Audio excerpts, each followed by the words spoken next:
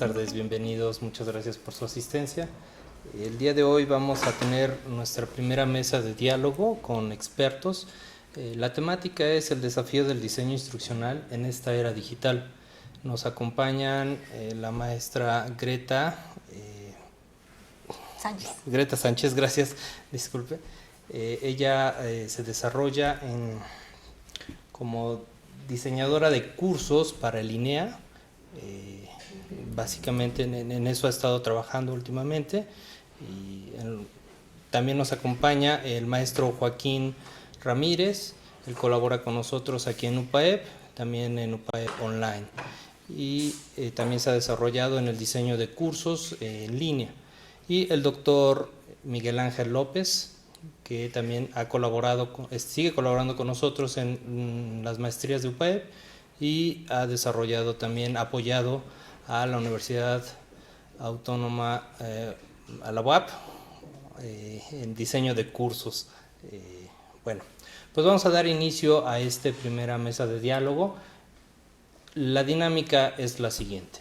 Vamos a lanzar una pregunta y nuestros expertos panelistas nos van a responder cada una de ellas.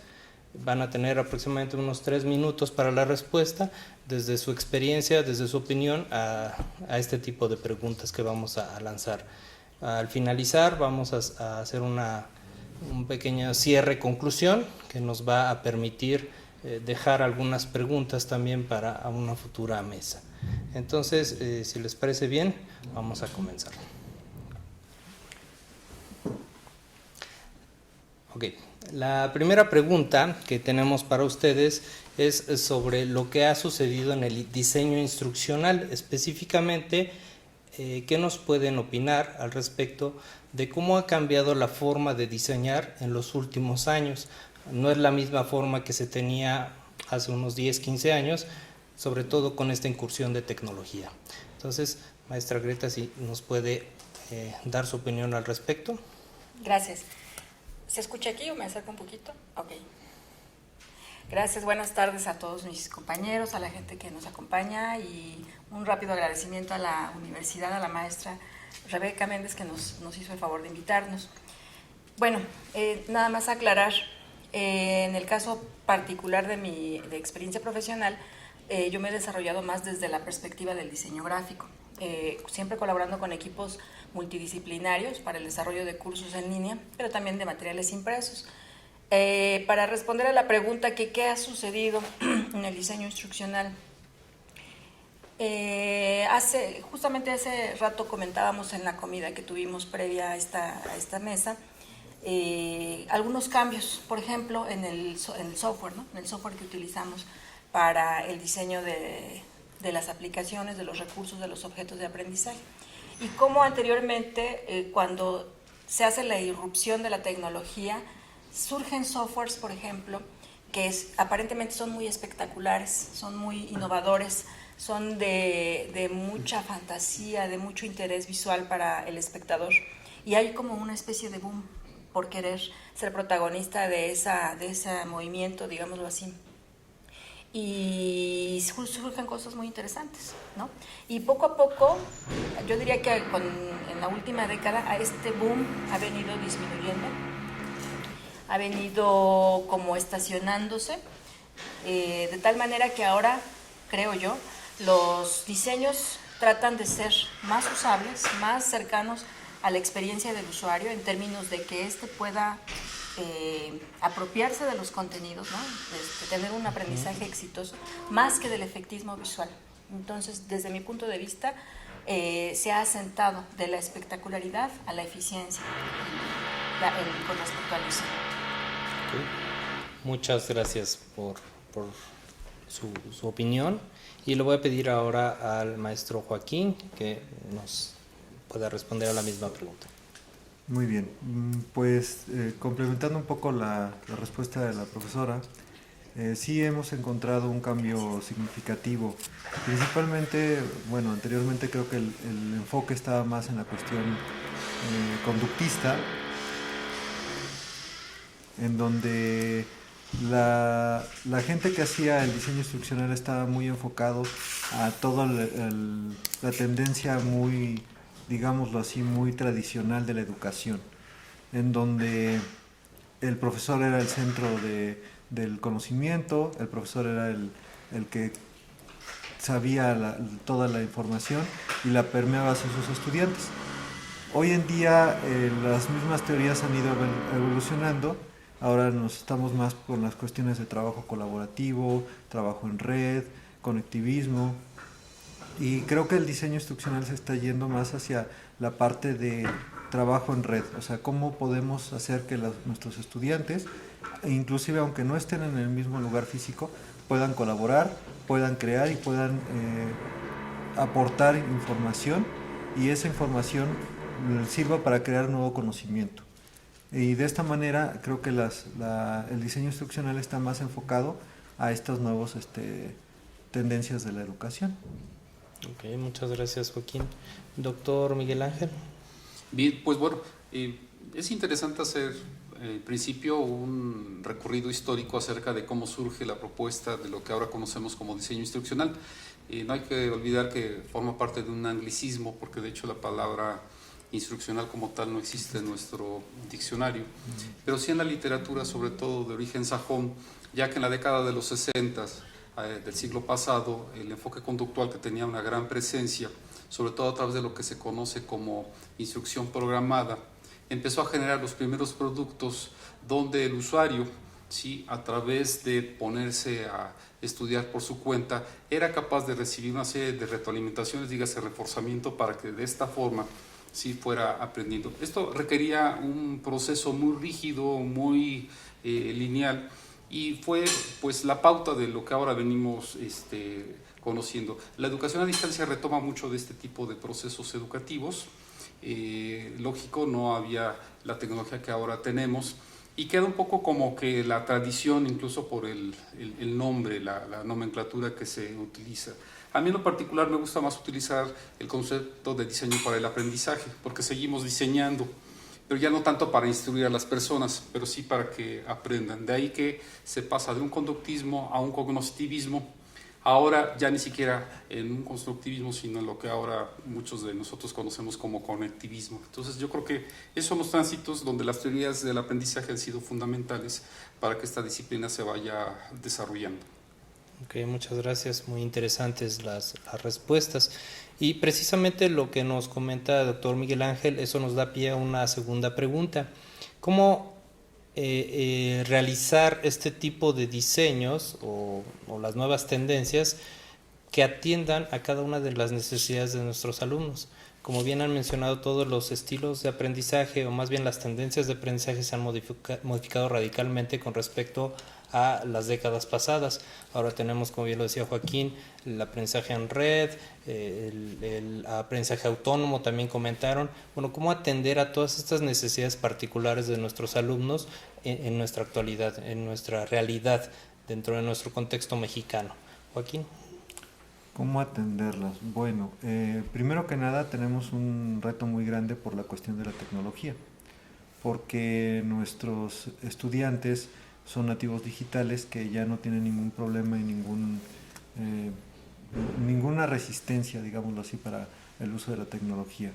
En nuestro caso, como docentes, creo que el problema o el reto más grande que podemos enfrentar es la cuestión de precisamente aprender nosotros mismos cómo generar este tipo de nuevos conocimientos, nuevos materiales, nuevas instrucciones, inclusive podríamos decirlo, para poder atender a estas nuevas generaciones que están muy diferentes, están aprendiendo de una manera muy diferente de como nosotros aprendimos. Decía Alvin Toffler, ¿no? El analfabeta del siglo XXI es aquel que no es capaz de desaprender y aprender a aprender de nuevo.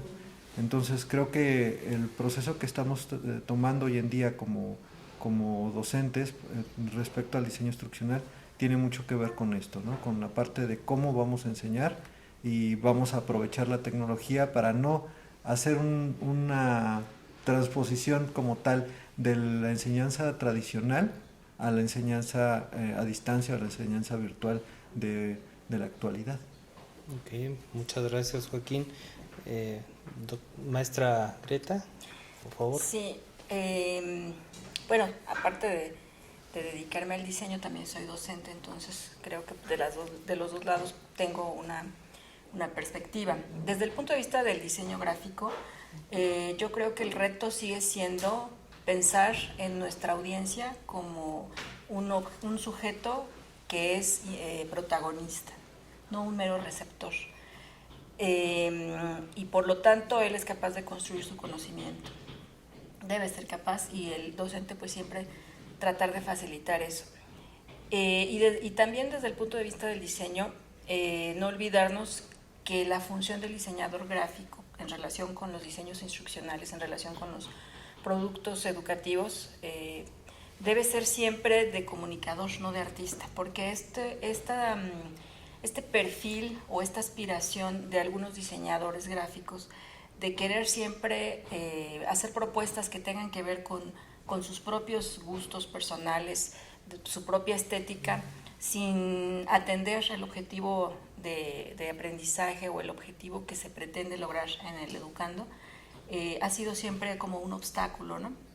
Entonces yo creo que es muy importante que el diseñador asuma su rol como una parte del engranaje que permite que ese sujeto pueda lograr el aprendizaje. Y en ese sentido facilitar con el diseño de lo que él produce ese aprendizaje. Por otro lado, creo que también como profesionista del diseño o como docente hay una responsabilidad permanente de estar atento a las nuevas tecnologías, de saber qué es lo que se está utilizando. Ya lo decía mi compañero hace un momento, estamos ante nativos digitales y realmente nuestra actitud debe ser de aprendizaje también y de responsabilidad ante qué es lo que está pasando y cómo podemos establecer ese diálogo con los muchachos o con los estudiantes de cualquier edad en términos de conectar a través de la tecnología, no pensando en la tecnología per se, sino en la tecnología como una herramienta, un vehículo para poder lograr esos objetivos de aprendizaje. Okay, muchas gracias. Doctor Miguel Ángel, por favor. Yo quisiera, en principio, referirme un tanto a lo que entenderíamos por diseño instruccional. Cuando hablamos de un diseño de esta naturaleza, estamos hablando de la creación de un sistema en el cual el proceso de enseñanza y de aprendizaje van a ser eminentemente cuidados. Para esto requerimos un plan. Este plan de trabajo nos lleva a construir un proyecto. Este proyecto hoy en día tenemos que irlo generando junto con nuestros estudiantes. Ya no podemos estar pensando en el plan que el docente por sí mismo tenía, sino anticiparnos un poco a las necesidades, en este caso de nuestros interlocutores, que serían nuestros estudiantes, y empezar junto con ellos a generar una propuesta, una guía, una orientación, porque creo que esa es la parte fundamental en un curso en línea. Un curso en línea pensado de manera monotemática, donde tradicionalmente teníamos una serie de temas a tratar para que el profesor llegara y los expusiera. Hoy en día, bajo esta perspectiva, ya no es pertinente, porque número uno, la información, que es la base de estos enfoques tradicionales, pues ya lo tenemos al alcance de la mano a través de Internet. Ahora lo que necesitamos es que el docente sea capaz de generar lo que se denomina como una prosa didáctica. ¿Qué es la prosa didáctica? Diseñar o tener la posibilidad de diseñar un curso donde el profesor, junto con sus estudiantes, sea capaz de que ese curso virtual le hable a los estudiantes, ¿sí? De tal forma que el estudiante, en cuanto ingresa, sabe perfectamente cuáles son las pretensiones del docente, el propósito, la temática a seguir, las actividades, el sistema de evaluación, pero va a tener presente a este docente que le está hablando desde una perspectiva totalmente diferente. De ahí que la multimedia hoy en día pues es fundamental, porque entonces el profesor puede grabar su voz, puede grabar un video como lo que estamos haciendo en este momento, puede escribir algún documento breve o valerse de algunos otros recursos, pero esa es la parte fundamental que habrá que ir cuidando. Y coincido con la maestra, yo creo que la parte bonita es fundamental, pero no es esencial. Tenemos que también ir cuidando que ahora ya los cursos ya no tendrían que estar asociados a lo que se llamaban juegos pirotécnicos, ¿no? Estos cursos espectaculares con muchos colores brillantes y demás, hasta con música, pero con poco contenido o poca calidad humana, que creo que eso es lo que habrá que ir cuidando en términos de lo que el docente quiere establecer en función de esto que se conoce como prosa didáctica. Ok, muchas gracias. Y como siguiente línea, en los últimos 2 años básicamente se han generado una serie de cursos en línea gratuitos, los famosos MOOC, que hemos visto y hemos sido testigos, incluso algunos nos hemos inscrito. Y bueno, ¿qué opinión tienen al respecto de este tipo de cursos? ¿Van sobre una línea? ¿Tienden a esas necesidades? ¿Qué es lo que buscan desde su punto de vista? No sé si nos pueda también comentar el doctor, por favor. Sí, bueno, es fundamental ahora como el desprendimiento que ha tenido este proceso, donde ahora el punto central es el estudiante. El profesor simplemente acompaña, orienta, guía y fortalece estos procesos metacognitivos, dígase procesos de autoaprendizaje, se han fortalecido a través de estas propuestas educativas, donde ahora el participante puede meterse a la red, buscar los temas que le interesa y va a tener condiciones como algunas que voy a señalar. Por ejemplo, un MOOC tiene una característica muy particular. Por ejemplo, el 60%, cuando hablamos de estos cursos masivos online, abiertos para todo mundo, hay empresas como Udemy, por ejemplo, que te dicen 60% del curso tiene que ser en video y el 40% con los recursos que tú necesites. Entonces estamos hablando de que ahora necesitamos a un profesor proactivo, creativo, innovador, que le hable a sus estudiantes y que le acompañe con una serie de situaciones que normalmente no estábamos acostumbrados.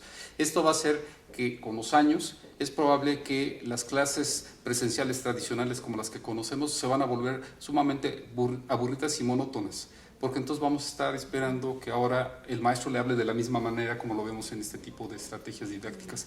De ahí que entonces las plataformas incluso se han tenido que estar modificando.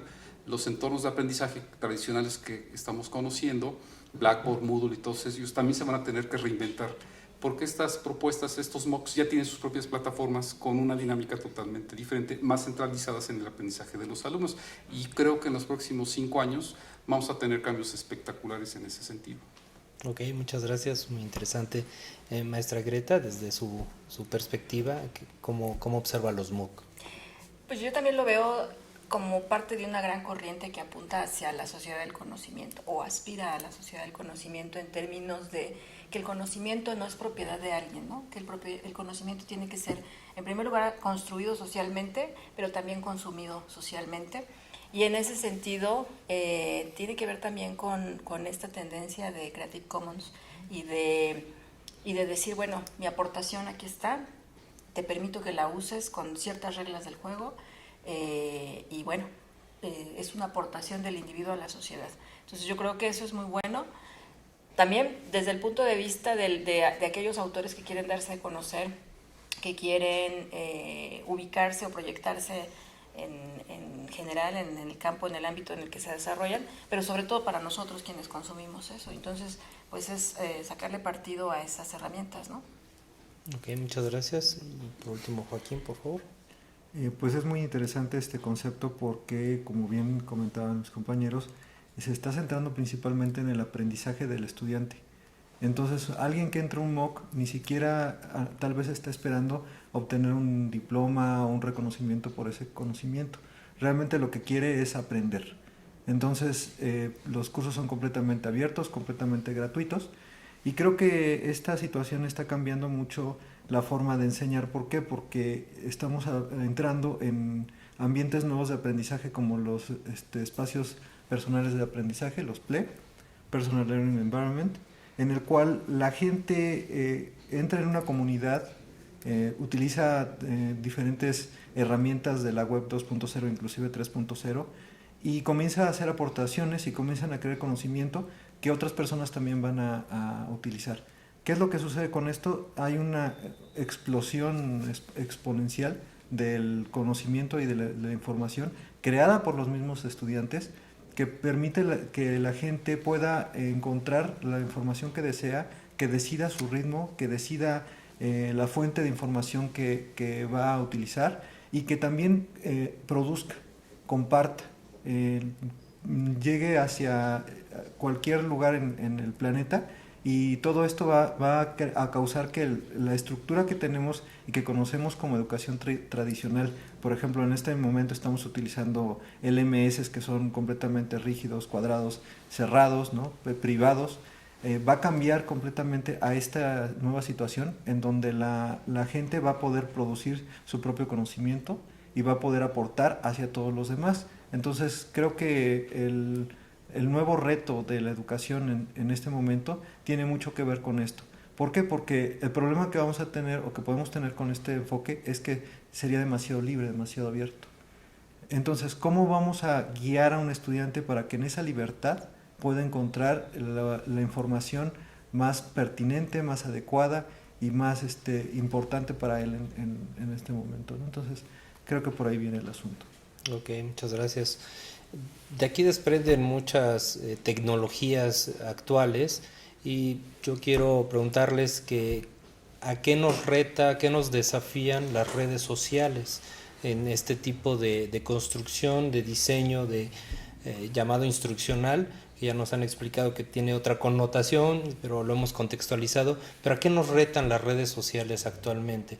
Porque como bien lo han mencionado, el acceso a la información ya no es una limitante, precisamente. Hace unos 10, 20 años lo era, definitivamente una biblioteca era de cierta forma exclusiva, pero ahora la información está en todas partes y sobre todo al instante.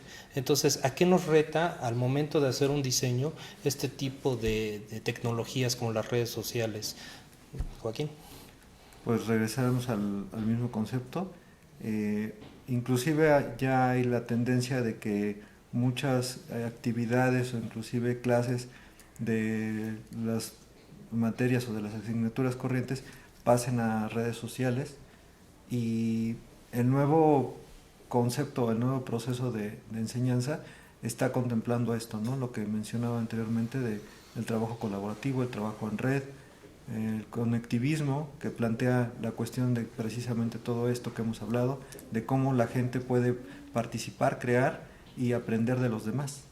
Entonces, creo que el reto principal en las redes sociales tiene mucho que ver con la cuestión de que nosotros lo vemos en la actualidad como un distractor, como una pérdida de tiempo, y creo que tiene más que ver cómo lo vamos a aprovechar para que nosotros podamos enganchar a nuestros estudiantes, enamorarlos, digámoslo así, y que sirva como una plataforma nueva de aprendizaje. Creo que ese es el reto. Okay, muchas gracias. Maestra Greta. Sí, yo coincido en el sentido de cómo aprovechar, o sea, primero no pensar, no liberarnos de prejuicios en términos de si las redes son buenas o son malas, nos guste o no, pues es lo que la gente utiliza y es con lo que está enganchado y son sumamente atractivas para las personas, para los educandos. Entonces, liberarnos de pensar que las redes son perversas, ¿no? Las redes están ahí y son una tecnología más y nosotros tenemos que sacarle provecho, por un lado. Por otro lado, ya en la parte de la construcción de los materiales, de los recursos didácticos, pues es un reto muy grande porque precisamente por ese atractivo que tienen, cómo competir. Y eso tiene que ver, digamos, la estrategia para competir tiene que ver con desarrollar contenidos de mucho interés para ellos y estrategias o tácticas ya muy específicas de enganchamiento que capturen la atención, que motiven al educando y que lo inciten a participar. La red por sí misma es muy atractiva desde el punto de vista de que involucra el trabajo colaborativo y eso, por ejemplo, en términos de... Yo le he dado a mis alumnos trabajos y veo que ellos trabajan sacando mucho partido, por ejemplo, el WhatsApp, e intercambian bocetos, intercambian pensamientos y para mí el solo hecho de ver su historial es muy rico porque me doy cuenta de su proceso creativo, ¿no? Otra red social que es muy importante es Instagram. Instagram para el caso del diseño, precisamente porque parte del uso de la imagen y el uso del hashtag. El hashtag es sumamente poderoso. El hashtag nos permite clasificar, nos permite buscar, nos permite encontrar y eso, utilizado como recurso, tiene un gran potencial. Entonces, ¿eso qué implicaciones tiene? Implica apropiarse de esas herramientas como docente, como constructor también de materiales, y es lo que decía yo hace un momento, o sea, estar permanentemente sabiendo qué es lo que la gente utiliza, qué es lo que le gusta, y utilizarlo en favor nuestro, ¿no? En favor de lograr ese objetivo de aprendizaje. Y otro último que yo vería ya para terminar es que qué habilidades vamos a desarrollar en los alumnos para que ellos no se pierdan en ese mar de información que son las redes sociales. Es muy fácil perderse, es muy fácil salirse del objetivo que se tiene en el trabajo, entonces hay que desarrollar habilidades de búsqueda, habilidades de discriminación, habilidades digamos, de recuperar lo relevante para efectos del proceso educativo. Y eso no se lo enseña el software ni se lo enseña en su propia comunidad, sino es un trabajo de construcción en el aula, ¿no? Sea virtual o sea presencial. Muchas gracias, doctor Miguel Ángel. Sí, yo me quisiera ir un poquito más hacia la profundidad del pensamiento del hombre. Quisiera yo señalar algunos aspectos epistemológicos porque a mí me parece que es fundamental. Me quisiera yo referir a Tony Bates, que es uno de los tecnólogos educativos pues, más importantes del siglo XX, todavía vive. Y él lo que establece es no a la tecnología por la tecnología. Ese es un punto que a mí me parece que es fundamental. Sí a la tecnología siempre y cuando nos garantice procesos de aprendizaje de nuestros alumnos, es lo que dice este autor.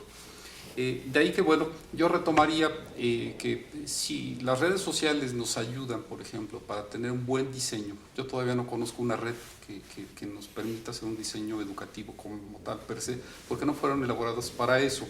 Sería como dar una clase en la cafetería. Probablemente algunos de nosotros hemos alguna vez tomado clases en la cafetería o hemos ido con los alumnos a la cafetería, pero pues es muy ocasional, muy rara vez y pues 2 o 3 veces en nuestra vida a lo mejor ha ocurrido.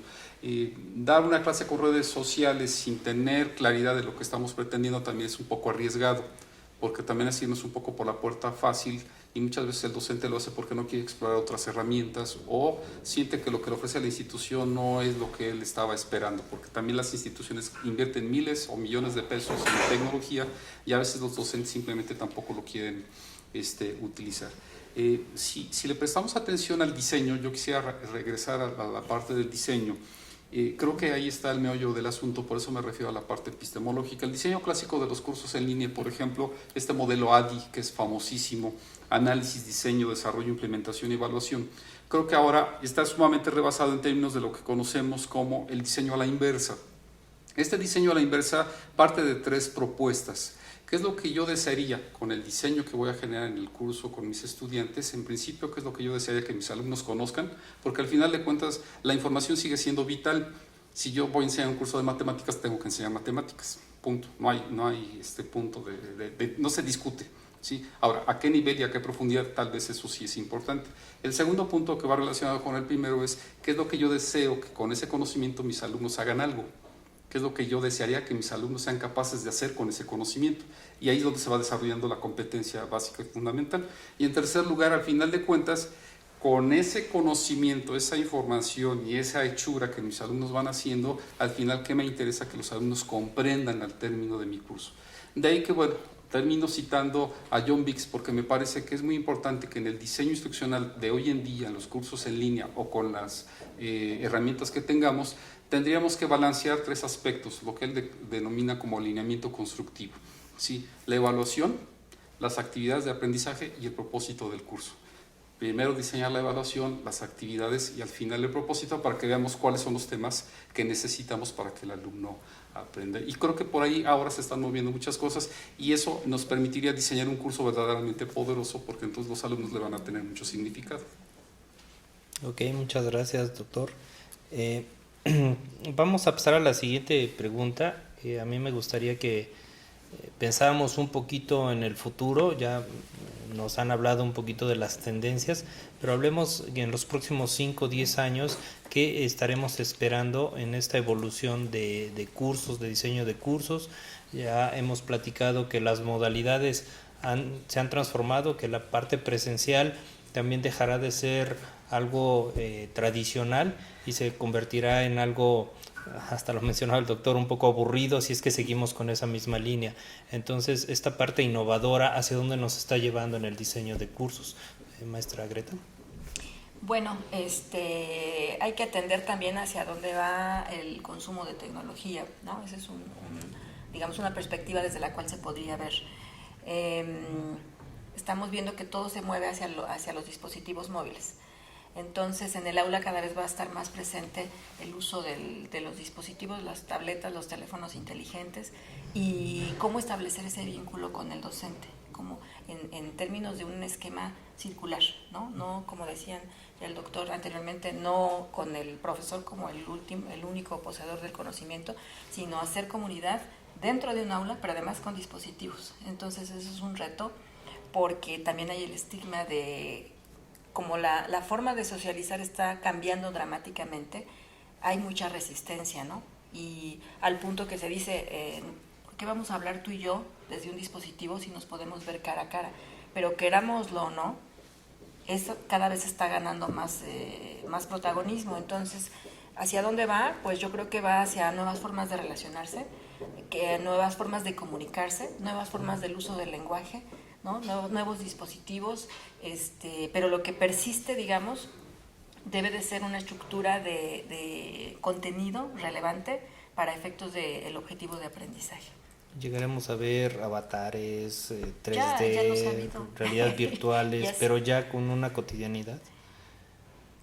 Yo creo que todo debe depender de la intencionalidad educativa, no el uso de la tecnología por querer estar en la onda, en la moda, en la tendencia, sino en términos de qué me va a aportar a mí para mis objetivos de aprendizaje, ¿no?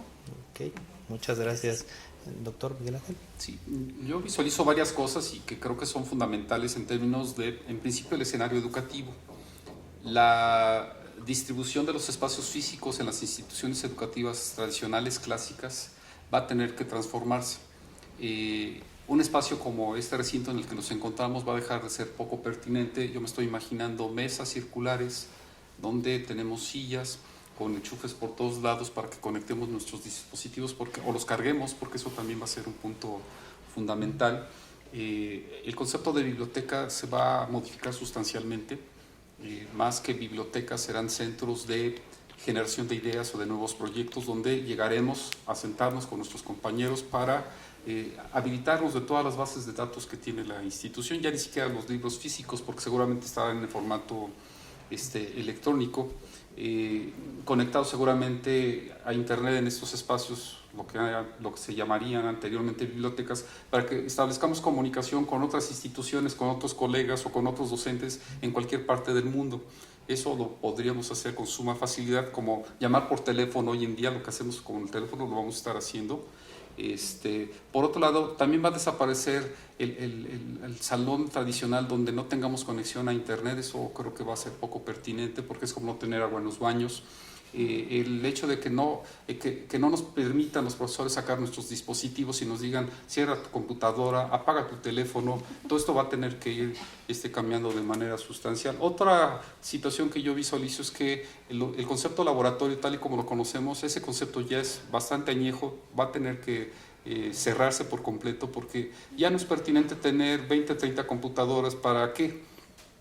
Ahora casi todos los alumnos llegan, hasta los alumnos de posición más o menos modesta, lo primero que hacen es comprarse sus dispositivos, y entonces ahora mejor garanticemos la conectividad, que eso sí va a ser, tengamos un ancho de banda respetable. Olvídate que los alumnos, ahora quien no la tenga, pues pon por lo menos una o dos en un espacio, no en un espacio especializado, sino en el salón de clase. Otra posibilidad que yo veo es un recinto con múltiples pizarrones, ¿sí? 1 o 2 cañones con 2 o 3 pizarrones, para que los alumnos sean los que escriban, no sea el docente el que esté escribiendo, porque estamos hablando de un aprendizaje por proyectos, por casos, por problemas, donde vamos a llegar a trabajar y no a oír a un señor que mucho de lo que nos está diciendo pues ya lo pudimos haber consultado anteriormente o en sus escritos o rebasado a veces hasta en la Wikipedia. Entonces muchas veces yo creo que esto nos va a llevar a pensar que mientras no visualicemos esos cambios, y casi no he hablado de tecnología, sino de estos cambios conceptuales, estructurales e institucionales, podríamos seguir así 40 o 50 años igual. Bien, muchas gracias. Joaquín, por favor. Complementando un poco lo que dicen mis compañeros, creo que tendremos que hablar de lo que se llama aprendizaje ubicuo. El aprendizaje ubicuo es la combinación de lo que conocemos como e-learning, que es el aprendizaje por medio de internet, y el m-learning, que sería el aprendizaje por dispositivos móviles. ¿Qué es lo que nosotros vamos a encontrar con este aprendizaje ubicuo? Que la gente va a estar aprendiendo tanto en su salón, pero no solamente en el salón, porque ya inclusive los espacios físicos no van a alcanzar, como bien dice el doctor Carrasco.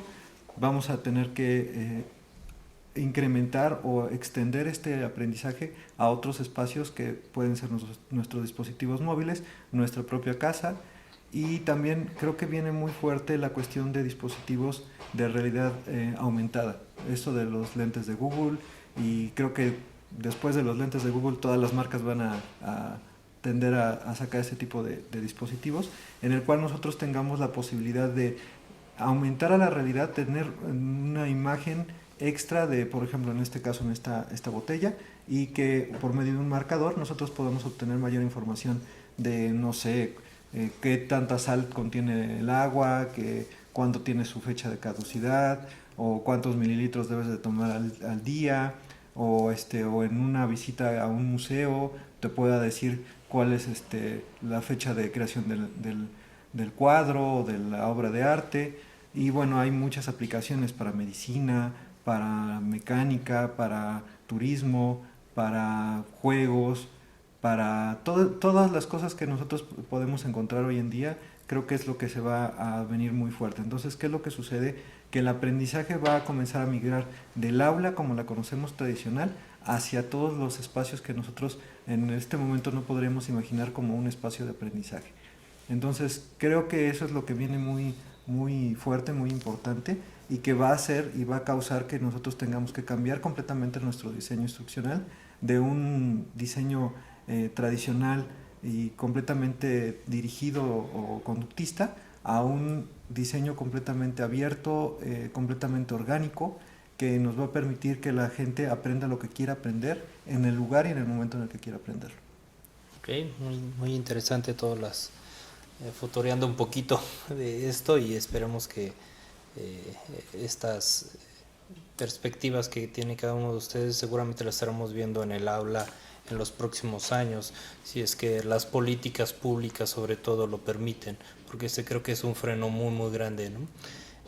A manera de conclusión, me gustaría que nos expresaran algo acerca de esta charla, sobre el diseño instruccional, sobre estos desafíos a los que nos estamos enfrentando y que nos seguiremos enfrentando en los próximos años, y bueno, también tiene mucho que ver con los contextos en los que cada uno se desenvuelve, ¿no? Pero bueno, no sé si nos pudiera comentar algo la maestra Greta, por favor. Bueno, 3 cosas quisiera yo como referir que no había mencionado, pero que creo que son 2 de ellas ya las mencioné, una no la hemos mencionado, y es no olvidar que en efecto estamos ante una brecha digital muy importante. Estos escenarios que hemos platicado aquí aplican para una porción muy privilegiada de la población en nuestro país, que equivale como al 30%, ¿no? El resto, estamos hablando de gente, una gran mayoría que no tiene acceso, pues ya no digamos a tecnologías ni a internet, a luz, ¿no? Energía eléctrica. Entonces sigue habiendo esa gran masa que está ajena a este acceso y que tiene que seguir también accediendo al conocimiento a través de las formas tradicionales, sin el uso de los medios digitales. Y que eventualmente, como docentes, como universitarios, como gente dedicada a la educación, también pueden ser nuestros usuarios cuando estemos en la construcción de multimedia o de cualquier, digamos, material en los medios digitales. Otra cosa que quisiera decir, nada más como conclusión, de cuál es el papel del diseñador gráfico en el contexto digital educativo. No olvidarnos de siempre asumir la postura de comunicador visual, antes que artista, antes que creativo por mí mismo, sino siempre en función de un objetivo educativo. Y por último, yo pondría mucho énfasis en quitarnos los prejuicios acerca de la tecnología. O sea, tecnología que surge, tecnología que se ve criticada severamente por lo perversa que puede ser. Digo esto entrecomillado. Entonces, más bien hay que ver a la tecnología desde absolutamente desprejuiciados y más bien viendo en función de qué podemos sacar de ella para nuestros objetivos educativos, ¿no?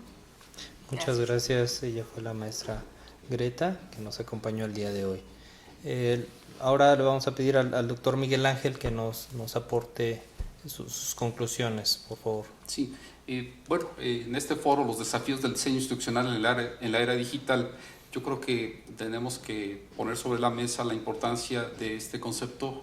Un curso mal diseñado o un curso con un buen diseño va a ser fundamental para que esto sea un éxito o un fracaso. ¿A qué me refiero?